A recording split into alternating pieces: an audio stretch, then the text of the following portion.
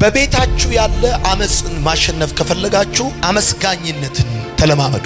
ምሬትን ከቤታችሁ አላስፈላጊ ለቅሶን፣ ዩኒቲን፣ አንድነትን፣ መደጋገፍን፣ መያያዝን፣ ህብረትን የሚጠላ ክፉ መንፈስ ማውጣት ከፈለጋችሁ ማመስገን መለማመድ አለባችሁ። አንዱ የእድሜ ቆንጨራ ይሄ ማናመሰግነው ነገር በልተን ጭጭ ተደርጎልን እንዳልተደረገልን ዝም ብዙ ነገር እኮ ተጠቅመናል እንዳልተጠቀምን ጭጭ።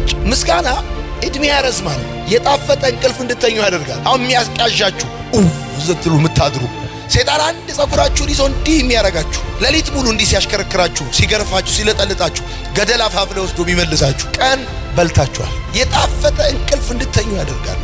ሰዎች ስለናንተ ያላቸውን እምነት እንዲጨምር ያደርጋል። ወላጆቻችሁ ስኳር የሚያማቸው፣ ደም ግፊት የሚያማቸው፣ ጨጓራ የሚያማቸው ይሄ በቤተሰብ ውስጥ ጭቅጭቅ፣ ጠብ ምናምን የሚያስቸግራችሁ ሰዎች የቤተሰባችሁን አትሞስፌር መቀየር ከፈለጋችሁ ከዚህ ጊዜ ጀምሮ የምታመሰግኑ ሰዎች ሁኑ። ሰውን ማመስገን ጤናውን ያሻሽላል። 10% ጤናውን እንዲሻሻል ያደርጋል። ምክንያቱም ቤተሰቦቻችሁ they deserve ምስጋና፣ ሚስቶቻችሁ they deserve ልታመሰግኗቸው ይገባል። በመጨረሻው ቀን ሰዎች ወላጆቻቸውን የማይታዘዙና የማያመሰግኑ ይሆናሉ። እውቅና መስጠት አለባችሁ። ከዛሬ ቀን ጀምሮ ቤታችሁን በምስጋና መሙላት አለባችሁ። ታናናሽ እህቶቻችሁን፣ ታላላቅ ወንድሞቻችሁን በምስጋና መሙላት አለባችሁ። ወላጆቻችሁን you have to say thank you።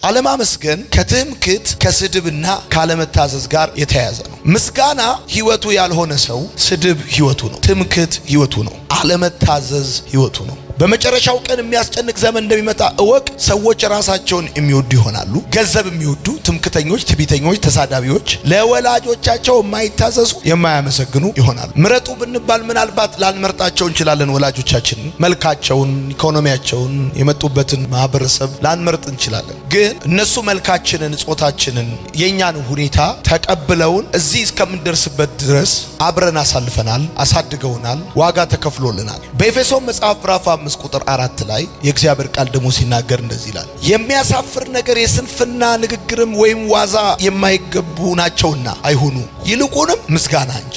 አሁን የማይገቡ ነገሮች ምንድናቸው? ዋዛ፣ የሚያሳፍር ንግግር፣ የስንፍና ንግግር። የሚያሳፍር ነገር፣ የስንፍና ንግግር ወይም ዋዛ የማይገቡ ናቸውና ይልቁንም ምስጋና እንጂ። በመጀመሪያው በሁለተኛ ጢሞቴዎስ ባነበብኩላችሁ ቃል ላይ ትምክህት፣ ስድብና አለመታዘዝ ከአለማመስገን ጋር የተገናኘ ነው። በዚህ ቦታ ደግሞ ምስጋና የርኩሰት ተቃራኒ ህይወት እንደሆነ ነው የሚናገረው ጻፉ። ብዙዎቻችን የምስጋና ህይወት የለንም፣ ምናመሰግን አይደለንም፣ ቴንኪው ምንል አይደለንም። የምስጋና ስሜት የትህትና ስሜት እንጂ የኩራት ስሜት አይደለም። ሰው ሲያመሰግን አንዱ ትህትናውን የሚያሳይበት መንገድ ማመስገኑ ነው፣ የኩራት ስሜት አይደለም። አመስጋኝ ሰው ከራሱ ይልቅ ሌሎችን ከፍ ከፍ የሚያደርግ ነው። የማያመሰግን ሰው በባህሪው ሌላውን ዲስግሬስ ማድረግ፣ ዲስሪስፔክት ማድረግ፣ ዝቅ ማድረግ ይፈልጋል። አመስጋኝ ልብ ደስተኛ ነው። አመስጋኝ ልብ መራራ አይደለም። በጣም ጆይፉል የሆነ በደስታ የተሞላ በሰላም የተሞላ ልብ እንዲኖራችሁ አመስጋኝ መሆን ተገቢ ነው። አመስጋኝ ልብ መራራ አይደለም ወዳጆቼ።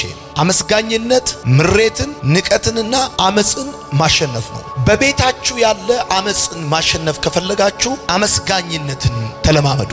ምሬትን ከቤታችሁ አላስፈላጊ ለቅሶን፣ ዩኒቲን፣ አንድነትን፣ መደጋገፍን፣ መያያዝን፣ ህብረትን የሚጠላ ክፉ መንፈስ ማውጣት ከፈለጋችሁ ማመስገን መለማመድ አለባችሁ። ባለንና ሊኖረን ተስፋ በምናደርገው ነገር ሁሉ የሰዎች ታላቅ ውለታ እንዳለብን መርሳት የለብንም። ብዙ ሰዎች ይረሳሉ። ሰው ያደረገላቸውን በጎነት ይረሳሉ፣ መልካምነት ይረሳሉ። በሐዘን ቀን እንዳጽናኗቸው፣ በችግር ቀን እንደደረሱላቸው፣ ለመነሳታቸው ምክንያት እንደሆኑ ይረሳሉ። አሁን አለን በምንለውና ነገ እንዲኖረን ተስፋ በምናደርገው ነገር ሁሉ ውስጥ የሰው ውለታ አለብን። ባለንና ወደፊት ይኖረናል ብለን ተስፋ በምናደርገው ነገር ውስጥ የሰዎችን ውለታ መርሳት የለብንም። የሰዎችን ውለታ ማስታወስ አለብን። አመስጋኝነት አስታዋሽነት ይፈልጋል። ሰው አንገት ከሌለው አያመሰግንም። አንገታችሁ እንጀራ እንድትበሉበት ብቻ ሳይሆን ዞራችሁ የትላንቱን እንድታዩበትም ነው የተሰጣችሁ። ይህ ዘመን የዘለፋ ዘመን ነው፣ የግፍ ዘመን ነው፣ ያለመታዘዝ ዘመን ነው፣ የዘለፋ ዘመን ነው። ሰው ሁሉ የሚዘልፍበት፣ ትንሹ ትልቁ የሚዘልፍበት፣ ያልተማረው የተማረው የሚዘልፍበት፣ ተገልጋዩ አገልጋዩ የሚዘልፍበት፣ ልጅ ወላጁን የሚዘልፍበት፣ የተጠቀመ የጠቀመውን የሚዘልፍበት ዘመን ነው። ምስጋና ኃይል ነው። የምስጋና ጥቅሞች አሉ። የመጀመሪያው ጤና ያሻሽላል። በየቀኑ ሰዎችን የምታመሰግኑ ከሆነ የምታመሰግኗቸው ሰዎች 10% ሁለንተናዊ የጤና ማሻሻያ ይኖራቸዋል። አሁን ወላጆቻችሁ ስኳር የሚያማቸው፣ ደም ግፊት የሚያማቸው፣ ጨጓራ የሚያማቸው፣ ይሄ በቤተሰብ ውስጥ ጭቅጭቅ፣ ጠብ ምናምን የሚያስቸግራችሁ ሰዎች የቤተሰባችሁን አትሞስፌር መቀየር ከፈለጋችሁ ከዚህ ጊዜ ጀምሮ የምታመሰግኑ ሰዎች ሁኑ። ሰውን ማመስገን ጤናውን ያሻሽላል። 10% ጤናውን እንዲሻሻል ያደርጋል።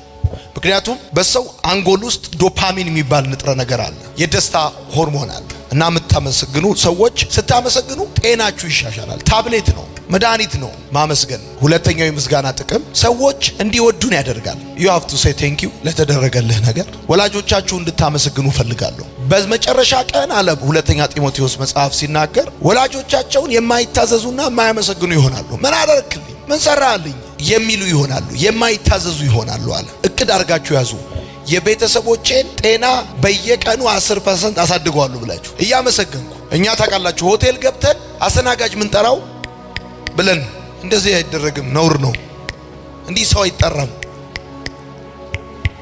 እንደዚህ ሰው አይጠራም፣ ነውር ነው። በነገራችን ላይ የሚያመሰግኑ ሰዎች 20% ከማያመሰግኑ ሰዎች ይበልጥ ይወደዳሉ። የምስጋና ሶስተኛው ጥቅም ሰዎች እምነት እንዲጥሉብን ያደርጋል። ትረስት ዲቨሎፕ ያደርጋል ምስጋና። አራተኛ ምስጋና ስኬታችንን ይጨምራል። ምስጋና አምስተኛ ጥቅሙ ራስ ወዳድነትን ይቀንሳል። ስድስተኛ ለራሳችን ያለንን አመለካከት እንዲሻሻል ያደርጋል። ጥሩ እንቅልፍ እንድንተኛ ያደርጋል። ረጅም ዕድሜ እንዲኖረን ያደርጋል። አንዱ የዕድሜ ቆንጨራ ይሄ ማናመሰግነው ነገር፣ በልተን ጭጭ ተደርጎልን እንዳልተደረገልን ዝም። ብዙ ነገር እኮ ተጠቅመናል እንዳልተጠቀምን ጭጭ። ምስጋና እድሜ ያረዝማል። የጣፈጠ እንቅልፍ እንድተኙ ያደርጋል። አሁን የሚያስቃዣችሁ ዘትሉ ምታድሩ ሰይጣን አንድ ጸጉራችሁን ይዞ እንዲህ የሚያረጋችሁ ሌሊት ሙሉ እንዲህ ሲያሽከረክራችሁ፣ ሲገርፋችሁ፣ ሲለጠልጣችሁ ገደል አፋፍ ላይ ወስዶ የሚመልሳችሁ ቀን በልታችኋል። የጣፈጠ እንቅልፍ እንድተኙ ያደርጋል።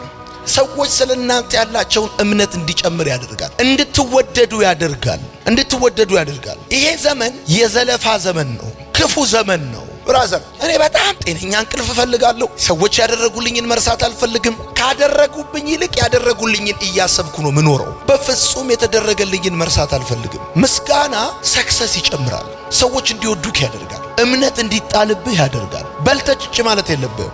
ምስጋና መንፈሳዊ፣ አእምሮአዊና አካላዊ ጥቅሞች አሉት። ጻፉ እንዲህ ብላችሁ። የሚያመሰግን ሰው ለሚመሰገነው ሰው የሚያስተላልፈው መልእክት ምንድነው? ስላደረክልኝ ነገር እውቅና እሰጥሃለሁ፣ ክሬዲት እሰጥሃለሁ። በኔ ዘንድ ዋጋ አለው፣ ቦታ አለው። በቀላሉ አይደለም ይሄን ጉዳይ ማየው። አግዘኸኛል፣ ረድተኸኛል፣ አጽናንተኸኛል፣ ከኔ ጋር ሆነሃል፣ አስተምረኸኛል። በልጅነቴ አዲስ አበባ ተምሬያለሁ። በተማርኩበት ጊዜ ዘመዶቼ ቤት ነው የተማርኩት። መኝታ ስለሰጣችሁኝ አመሰግናለሁ አልኳቸው ደውዬ። እንጀራ ስለሰጣችሁኝ አመሰግናለሁ፣ ስላስጠጋችሁኝ። ከምንም በላይ ጌታን እንድቀበል ምክንያት የሆኑኝ እነሱ ናቸው። እነሱ በጌታ ናቸው፣ የኔ ቤተሰቦች በጌታ አይደሉም። ሄድኩኝ እነሱ ጋር። እነሱ ሲጸልዩ ሶፋ ላይ ሲንበረከኩ እኔ ምንበረከክና እኔ እንቅልፍ ይወስደኛል፣ እነሱ ይጸልዩልኛል። ዛሬ በጌታ እንደሆን ምክንያት እየፈለክ ነው ማመስገን ያለብህ። ሰበብ እየፈለክ፣ ምክንያት እየፈለክ ማለት።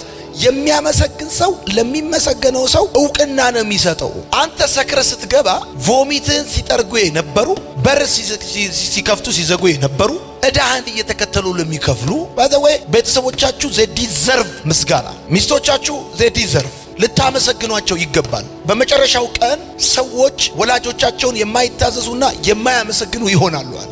እውቅና መስጠት አለባችሁ። ሁለተኛው የሚያስተላልፈው መልእክት አክብሮት ነው። አንደኛው እውቅና ነው፣ ሁለተኛው አክብሮት ነው። አመስጋኝ ተመስጋኝን ቴንኪው ሲል የሚያስተላልፈው መልእክት አክብሮት ነው። ቴንክ ዩ ሶ ማች ብሎ ሲል አክብሮት ነው፣ እንደምታከብረው። አሁን አንተ ሚስትን you have to say thank you how she is so kind። ይገርማል እንዴት ያለች ታጋሽና ትጉ መሰለች። አንተ እዚህ እንድትመጣ የኔን ፊት ራሱ ለማየት ከጠዋቱ 1 ሰዓት እስከ ማታ ድረስ ቸርች በር ላይ እየቆመች ለማስፈቀድ you have to say thank you። እኔ የሚገርመኝ ኢትዮጵያዊ ልክ ወላጁ ሲሞት በቃ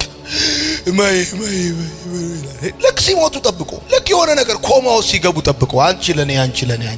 አሁን በህይወት እያሉ you have to say thank you። ከዛሬ ቀን ጀምሮ ቤታችሁን በምስጋና መሙላት አለባችሁ። ታናናሽ እህቶቻችሁን፣ ታላላቅ ወንድሞቻችሁን በምስጋና መሙላት አለባችሁ። ወላጆቻችሁን you have to say thank you። በመንገዴ ላይ ዳቦ እየበላው እኔ 3 የራባቸውን ሰዎች አገኘው። ለምሳሌ 3ቱም ርቧቸዋል፣ መብላት ይፈልጋሉ። ከዛ ይሄንን እኩል በምችለው መጠን አካፈልኳቸው። የኔን ያካፈልኳቸው፣ የኔን የሰጠኋቸው። አልደከሙበትም፣ አለፉበት፣ ርቧቸዋል። አንዱ ዝም ብሎ ሄደ እየበላ። አንደኛው ደግሞ እቺ ለምን ትበቃለች? ምንድነች እቺ? አታጠግበኝም ብሎ ኮምፕሌን አድርጎ ሄደ። አንደኛው ግን ስለሰጠኝ አመሰግናለሁ፣ ቴንኪዩ፣ ርቦኝ ነበር ብሎ ቢል በሶስቱም ልጆች ምክንያት በሰጪው አይምሮ ውስጥ ምን የሚፈጠር ይመስላችኋል? አንደኛው ተቀበለ፣ ጸጥ ብሎ ሄደ። ሌላኛው ተቀበለ፣ አሳንሶ ምንድነች እቺ ብሎ አታጠግበኝም ብሎ ኮምፕሌን አድርጎ ሄደ። አንደኛው ቴንኪዩ አለ። ይሄ ሰው እዚህ ጋር የቆረሰው ሰው ቀጥሎ ለሌላ ሰው የመስጠት ፍላጎቱን አፒታይቱን እንዳይቆለፍ ቀጥሎ አሁንም ደግነት እንዲያደርግ የሚያደርግ ሪዝን ያለው ንግግር የተናገረው ይሄኛው ነው። ከሁለቱ የተነሳ ከሆነ ምን ሊያስብ እንደሚችል ማሰብ ተገቢ ነው። እነዚህ 3 ልጆች ይሁኝ ነኝ እናንተ ቤት አሉ። በልቶ ጭጭ የሆነ ልጅ አለ።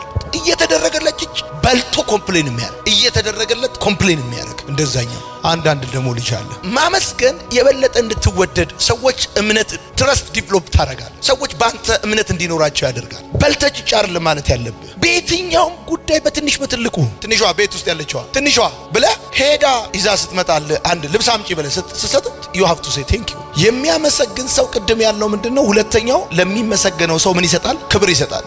ማመስገን በአመስጋኝና በተመስጋኝ መካከል ወዳጅነት ይፈጥራል፣ መተማመን ይፈጥራል፣ ወዳጅነት ያጠናክራል፣ መተማመን ያዳብራል። ከሁሉ በላይ ግን ምስጋና የሚጠቅመው አመስጋኙን ራሱ ነው። ለአመስጋኙ ምን ይሰጣል መሰላችሁ? ማመስገን እርካታ ይሰጣል። ስታመሰግኑ እርካታ ሳቲስፋክሽን ይሰጣችኋል፣ ሰላም ይሰጣችኋል፣ ደስታ ይሰጣችኋል፣ ጤንነት ይሰጣል፣ ጭንቀት ይቀንሳል፣ የልብ ህመም ይቀንሳል። ያፍነኛል የምትሉ ሰዎች የሰው ውለታ ነው እያፈናችሁ ያለው፣ አመስግኑ። ምግብ አልበላለኝ ይሄ ዘግቶኛል የምትሉ ሰዎች የሰው ውለታ ነው የቀረቀረው፣ ይሄንን አመስግኑና ክፈቱ። ጭንቅ ይለኛል የምትሉ ሰዎች አመስግኑ፣ የሰው ውለታ ነው። አመሰግናለሁ በሉ፣ ተማሩ።